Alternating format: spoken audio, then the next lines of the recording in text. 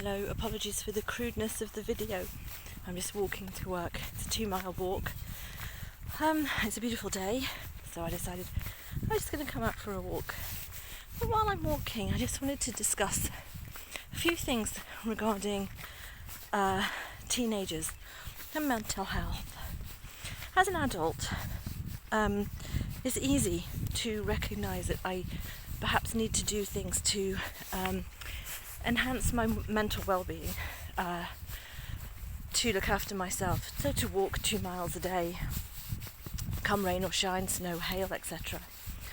To work, or to get out in nature, have a good walk, get some cardio, eat healthily. I don't smoke, I don't drink. But asking those things of a teenager can be quite tricky and even though as adults we see the benefits of it, teenagers don't. What teenagers see the benefits of are playing video games, eating junk food, hanging out with their friends. I know of plenty of teenagers who have visited the mental health services in the UK who have been told to have a cup of tea, take a warm bath, do some colouring in. And while these are things that an adult could possibly use and benefit from, a teenager won't. So what can we do? What can we give teenagers to sort of help them along their journey to positive psychiatry, mental well-being?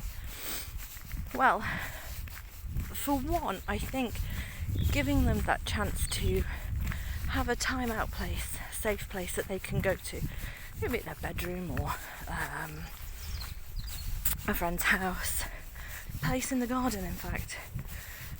That is beneficial. I'm just going to pause a second.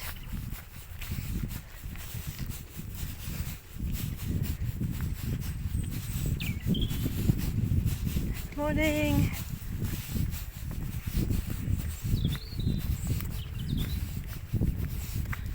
One of the benefits of walking to work is communication, saying good morning to people we don't know. So my top tips for helping a teenager with their mental well-being is to give them that safe space to go to enable them just to be quiet and do the things that they want to do. Just about to be greeted by a little doggy. Hello.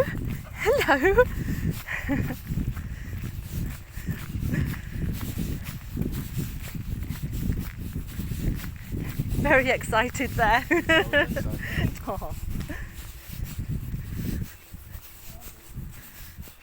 So, my second tip is to encourage the teenagers to burn off that adrenaline. They would have been told, anybody who's been through the mental health services, that we have a fight or flight reaction to stress. And okay, if we're confronted by something, we can turn and run, we can stand and fight. But when the stress or with the stressor is in our heads, a test coming up, break up with a boyfriend or a girlfriend, we can't stand and fight that, we can't run away from it. So the adrenaline is released and we have to use that up. So I think it's good to encourage young people to get out, to do some sport. Do something that's a bit different though. We talk about going out for a walk in nature. Yes, it's lovely. What about canoeing, tubing, snowboarding, skiing? Something that is a little bit more dangerous, perhaps a little bit more fun than a walk around a country park. Really, perhaps might not benefit everybody. Me, I don't mind walking. You can hear I'm out of breath. I'm actually walking quite quickly. That's actually so I'm not late for work, but doing something when I was younger, I used to suffer from anxiety. I used to love going to canoeing and snowboarding. Okay, something that perhaps is expensive as a hobby, but you can always look around. If you can't find a decently priced sport to do, I mean, our local ski centre offers tubing, which is actually quite reasonable. It's really good fun. The adrenaline's burnt off from laughing, so there's a huge dopamine release. Next one is to do something creative. Baking is brilliant. It's so mindful, and there's a good product at the end of it if you're baking cakes, bread, etc. Also, if your teenager is quite arty, and you are as well, something like macrame,